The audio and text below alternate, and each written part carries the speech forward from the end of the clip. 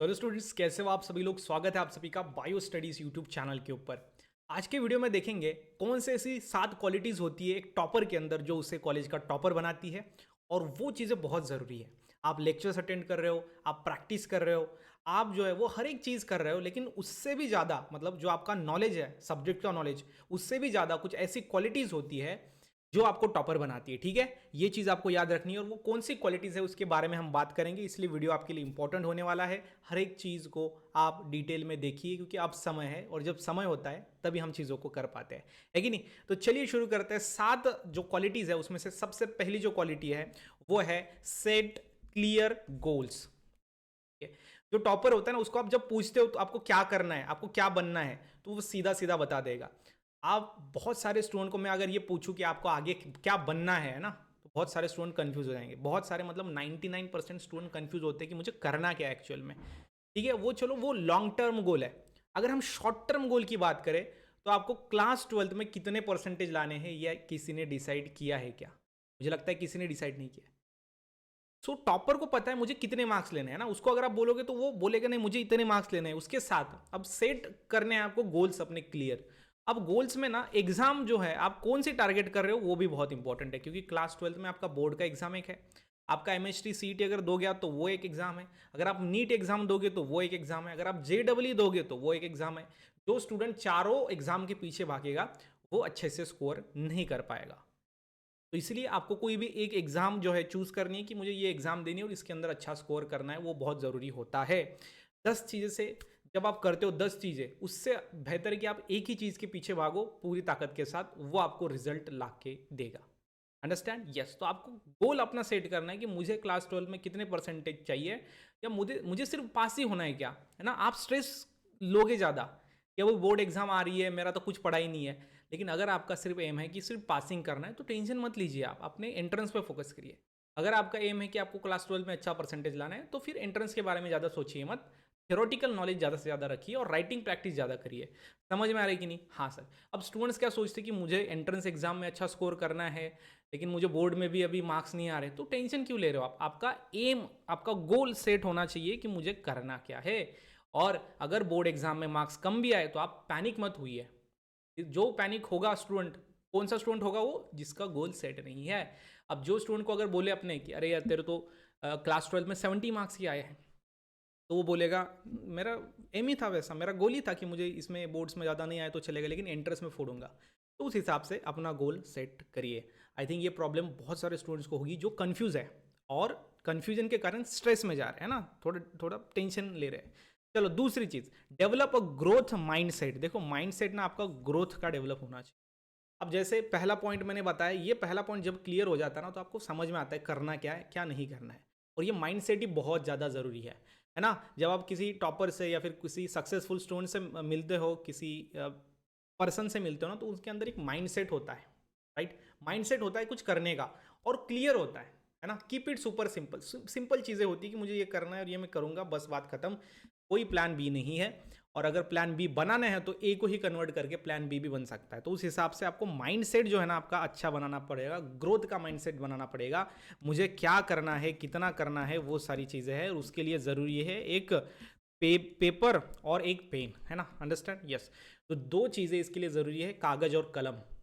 आप अगर एक ब्लैंक पेज अपने सामने लोगे और उस पर लिखोगे कि मुझे क्या करना है क्लास 12 में, मुझे आने वाले समय में, अभी जो 2 महीने बचे हैं उसमें क्या करना है, कितना समय बचा, आप खुद से प्लान बनाइए और एक कागज और पेन लेके बैठ जाइए। अगर आप अभी भी बहुत सारा कंफ्यूजन अगर आपके माइंडसेट में है तो ये आपको एक ग्रोथ का माइंडसेट देगा। क्या करना है क्या नहीं करना है ये आ जाएगा। सोशल मीडिया और वो सारी चीज़ों को आप छोड़ो, क्योंकि वो चीज़ें आपको लाइफ में आगे नहीं बढ़ाएगी। वो सिर्फ एक एंटरटेनमेंट का साधन है। हम उसको ज़्यादा यूज़ कर रहे हैं, जिसके कारण क्या हो रहा है कि हम अस्वस्थ हो जा रहे हैं। क्योंकि रील्स में तो इमोशन 30-30 सेकंड में बदल जाते हैं, लेकिन लाइफ में नहीं बदलता। लाइफ में एक जैसा माइंडसेट रखना बहुत ज़्यादा ज़रूरी है। ठीक है। तीसरी चीज़ है कि कंसिस्टेंसी मेंटेन करनी है। सबसे इंपॉर्टेंट चीज़, सबसे इंपॉर्टेंट चीज़। मुझे आप बताइए कितने सारे स्टूडेंट्स के साथ ये हुआ है कि मैं पहला चैप्टर पढ़ूंगा आज और पढ़ा ही नहीं, दूसरा चैप्टर पढ़ूंगा ही नहीं। हमने टारगेट बनाए, हमने टाइम टेबल्स बनाए, लेकिन वो फॉलो ही नहीं होते। क्यों? कंसिस्टेंसी नहीं है। कंसिस्टेंसी नहीं है। और कंसिस्टेंसी बहुत बहुत ज़रूरी, एक क्वालिटी है, एक अच्छे इंसान की क्वालिटी है। क्या है ये? क्वालिटी है, ये आपके अंदर डेवलप होनी चाहिए। आप बहुत होशियार हो।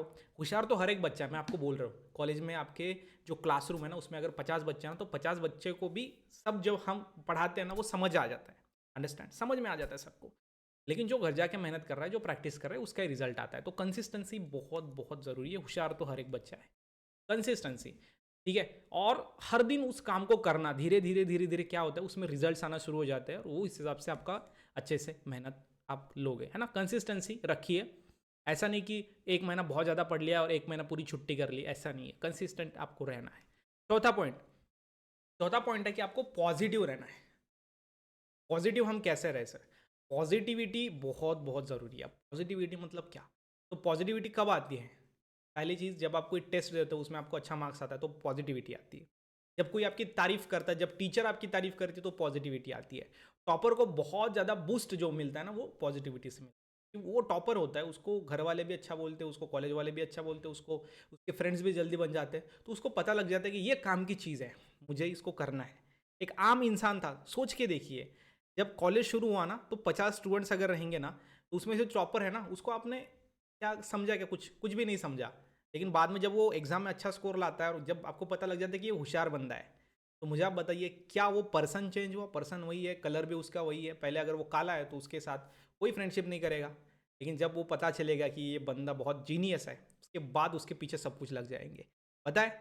यस। तो ये चीज़ होती है कि जब आदमी वही है, सब कुछ वही है, लेकिन जब कंटेंट बदलता है, नॉलेज बदलता है ना, तो दुनिया बदलती है। हमको नॉलेज अपना गेन करना है और दुनिया बदलनी है ना। यस, हमको नॉर्मल जीना नहीं है, ये चीज़ याद रखिए। तो पॉजिटिव रहिए, जितना ज़्यादा पॉजिटिव रहेंगे उतना। पॉजिटिविटी छोटी छोटी चीज़ों से भी हो सकती है। कुछ करिए लाइफ में, करिए मतलब कुछ अच्छा स्कोर करिए, कुछ टारगेट्स बनाइए, उसको अचीव करिए। धीरे धीरे लोग आपको, आपकी तारीफ करेंगे लोग, बिल्कुल। आप अच्छा काम करोगे तो आपकी तारीफ तो होगी ही होगी, बिल्कुल। तो वो पॉजिटिविटी आपको हेल्प करेगी। तो पॉजिटिव रहना हमेशा बहुत ज़रूरी है। कि ठीक है, एग्जाम में स्कोर आएगा, मैंने पढ़ाई की है, आ जाएगा स्कोर, क्या दिक्कत? दिक्कत की बात क्या है? मैंने पढ़ाई की है ना, तो स्कोर तो आएगा, या फिर मैं पास तो हूँगा। तो फिर मुझे ऐसा क्यों लग रहा है कि मैं पास नहीं हूँगा? बिल्कुल पास हो गया, ठीक है। पॉजिटिव रहना है। पॉजिटिव के लिए अच्छे फ्रेंड्स बनाओ, अच्छे टीचर्स। देखो टीचर्स, मैं आपको बोल रहा हूँ, अच्छे टीचर्स के साथ अगर आप रहोगे ना, बिल्कुल, मतलब उनका बोलिए कि सर मैं आपका चेला बनना चाहता हूँ, आप मैं आपको गुरु मानता हूँ, और आपके हिसाब से मैं करना चाहता हूँ, मुझे बताइए आप क्या करना। उनके साथ रहिए, उससे क्या होता है, आप पॉजिटिव बनते हो। अच्छे फ्रेंड्स के साथ आप पॉजिटिव बनते हो।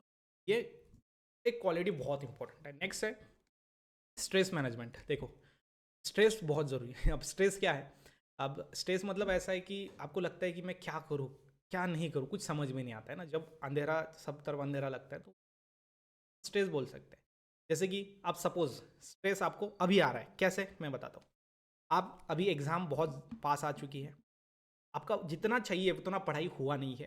दूसरी चीज़, कॉलेज के प्रैक्टिकल्स नज़दीक है, कॉलेज वाले बोल रहे हैं आपको फ़ोन करके, या फिर आपको कॉलेज में जब आप जाते हो कि आप क्या करो, प्रैक्टिकल्स जल्दी से जल्दी हमको कंप्लीट करें, है ना। तो इससे क्या हो रहा है कि आप स्ट्रेस में जाते हो, है ना, या फिर आप सोचते हो कि अब क्या करूँ, मैं क्या करूँ। तो वो होता है स्ट्रेस मैनेजमेंट। तो इसमें क्या करना है आपको, जो इंपॉर्टेंट चीज़ है वो पहली करनी है ना। इंपॉर्टेंट चीज़ क्या है? अब देखो, समय जब होता है ना, तब हमें समय पे हर चीज़ करनी चाहिए, तब जाके ये सब सॉर्ट हो जाता है। अब जिसने अच्छे से अब तक पढ़ाई किया है, वो बोलेगा ठीक है, कोई प्रॉब्लम नहीं, धीरे धीरे मैं लिख दूंगा और रिवीजन कर दूंगा। लेकिन जिसने कुछ भी नहीं पढ़ाई की है, उसको अब पढ़ाई के लिए समय देना है, अब प्रैक्टिकल्स लिखने के लिए उसके पास समय नहीं है। लेकिन थोड़ा आपको समझना पड़ेगा कि नहीं, चलो ठीक है, ये मान लेते हैं कि हमारी गलती है, पहले हमने पढ़ाई नहीं किया, अब करनी पड़ेगी, तो अब हमको पढ़ाई का टाइम प्रैक्टिकल को देना ही पड़ेगा, क्योंकि वहाँ पे हमको प्रैक्टिकल्स सबमिट करने पड़ेंगे, लिखने पड़ेंगे। तो ये चीज़ याद रखिए। तो स्ट्रेस को मैनेज करिए, है ना। अगर ऐसा बोलेंगे कि मैं पढ़ूँ कब, प्रैक्टिकल लिखूँ कब, पढ़ूँ कब, प्रैक्टिकल लिखूँ कब, तो दोनों भी चीज़ें जो है ना, वो होगी नहीं, कुछ भी नहीं होगा। प्रैक्टिकल लिखना भी नहीं होगा, पढ़ाई भी नहीं होगा। तो उस हिसाब से थोड़ा सा सेक्रीफाइस करिए, ठीक है। फिर पढ़ाई का टाइम थोड़ा उसको दे देंगे, और धीरे धीरे करके कंप्लीट कर देंगे।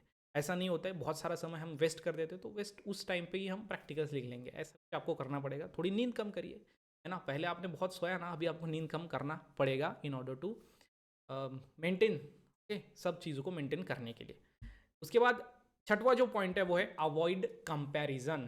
सबसे इंपॉर्टेंट, हम बोलते हैं कि राहुल नाम का स्टूडेंट है ना, बहुत होशियार है, और मैं हूँ महेश, ठीक है, मैं हूँ महेश। तो आप क्या करते हो, राहुल बहुत होशियार है, उसके जैसा बनना चाहते हो, या फिर उसके आप कंपेयर करते हो कि ये इसने ना 60 में से 60 मार्क्स लाया, मेरे तो 60 में से सिर्फ 30 मार्क्स आए। इसके साथ जब कंपैरिजन होता है ना, तब आपको ऐसा लगता है कि कुछ ऐसा अजीब फील होता है, अच्छा फील नहीं होता है ना, समझ में आ रहा है कि नहीं? तो कंपैरिजन छोड़िए, खुद के साथ कंपेयर मत करिए, खुद के साथ कंपेयर करिए। मेरा पिछला वाला स्कोर जो था ना वो 60 में से 20 ही था, अब 30 हो गया है, तो बढ़ गए 10 मार्क्स। ठीक है, और मैं बढ़ाऊंगा इसके साथ जाने के लिए। अब ये जो स्टूडेंट है राहुल, ये जो स्टूडेंट है जो वो कर रहा है, वो करने के लिए आपको प्रेरित होना है कि मुझे वो करना है जो वो कर रहा है, जो जितनी वो मेहनत ले रहा है मैं उतनी मेहनत लूंगा, तब जाके मुझे उतना स्कोर आएगा। ऐसा नहीं कि मेरे इतने और उसके इतने क्यों। क्यों का आंसर तो सीधा है, वो फाइंड आउट करिए आप, क्यों नहीं, क्यों उसके ज़्यादा क्यों और मेरे कम क्यों, है ना। कंपेयर मत करिए, है ना। यस, कंपैरिजन मत करिए, लेकिन उसके क्यों ज़्यादा आ रहे हैं, तो उसने एक्स्ट्रा पढ़ाई किया, उसने ये सारी चीज़ें करी, आप वो कर लीजिए। वो समझना बहुत ज़्यादा ज़रूरी है। लेकिन बहुत सारे लोग ऐसे होते हैं कि कोई अगर पर्सन है ना, कोई स्टूडेंट है वो जो सक्सेसफुल बनता है या फिर वो जो टॉप करता है, तो बाकी के स्टूडेंट ना उसके पैर खींचते हैं या फिर उससे जलते हैं। लेकिन वो ये क्यों जो है ना वो फाइंड आउट नहीं कर पाते कि नहीं उसने मेहनत किया इसलिए वो आगे। ये चीज़ याद रखिए, नहीं तो आप बोलते हो फिर वो टीचर्स उनको ज़्यादा मार्क्स देते हैं और वो टीचर के पीछे भागता है इसलिए ज़्यादा मार्क्स देते हैं, वैसा कुछ नहीं होता। ठीक है, यस। और लास्ट वाला पॉइंट है स्टे डिसिप्लिन एंड फोकस। देखो डिसिप्लिन एंड फोकस बहुत बहुत ज़रूरी। डिसिप्लिन क्या है? डिसिप्लिन मतलब हर दिन एक चीज़ों को फॉलो करना, और डिसिप्लिन ना हर एक चीज़ में होता है। जब आप पढ़ाई करने के लिए बैठते हो तो सारी चीज़ों को आप अच्छे से रख के बाद में पढ़ाई करने के लिए बैठते हो, दैट इज़ द डिसिप्लिन। ठीक है, जब आप पढ़ाई करने के लिए बैठते हो तब साफ सफाई करके आप बैठते हो, दैट इज़ द डिसिप्लिन, है ना। आप लोगों से कैसे बात करते हो वो एक डिसिप्लिन है, आप लोगों को रिस्पेक्ट देते हो कि नहीं वो एक डिसिप्लिन है। और फोकस होना भी बहुत ज़्यादा ज़रूरी है। नहीं तो क्या है, कोई अगर आया रिलेटिव और आपको बोला कि नहीं JEE की प्रिपरेशन करिए, आप JEE की तरफ जाते हो। कोई बोलेगा नीट की प्रिपरेशन स्टार्ट कर दीजिए, आप नीट की तरफ जाते हो। कोई बोलेगा नहीं CET बहुत अच्छा होता है, तो आप CET की तरफ जाते हो, तो फोकस नहीं है। ठीक है, तो खुद से एक फोकस बनाइए, डिसिप्लिन रहिए, धीरे धीरे छोटी छोटी चीज़ें, छोटी छोटी आदत ही आपको लाइफ में बड़ा बनाती है। कुछ बड़ी आदत नहीं चाहिए होती है, छोटी छोटी आदत आपको लाइफ में बड़ा बना सकती है, छोटी छोटी हैबिट्स, राइट। यस, तो इस चीज़ों के बारे में मुझे लगता है आपको सोचना पड़ेगा, याद रखना पड़ेगा। बहुत सारे टीचर्स, बहुत सारे वीडियोज़ आपको यूट्यूब पर मिल जाएंगे जो आपको बोलेंगे एक रात में कैसे पढ़ाई करें या फिर कैसे हम ज़्यादा से ज़्यादा मार्क्स ले सकते हैं। लेकिन ये बेसिक जो कोर प्रिंसिपल्स है उसके बारे में मैंने आज डिस्कस किया कि ये बेसिक चीज़ है ना, पढ़ाई के अलावा ये सारी चीज़ें होती है जिसका हमें याद रखना चाहिए और जिसके बारे में हमें सोचना चाहिए और राइट जो चीज़ है वो करनी चाहिए। आई थिंक इस वीडियो से आपको हेल्प हुआ होगा। इसी के साथ ही साथ वीडियो अगर पसंद है तो वीडियो को लाइक करिए, मुझे कमेंट करके बताइए कि कौन सा पॉइंट आपको बहुत अच्छा लगा और कौन सी दिक्कत आपको आ रही है पढ़ाई करने के लिए। चलिए मिलते हैं नेक्स्ट वीडियो में, तब तक के लिए stay happy, stay motivate. Thank you so much.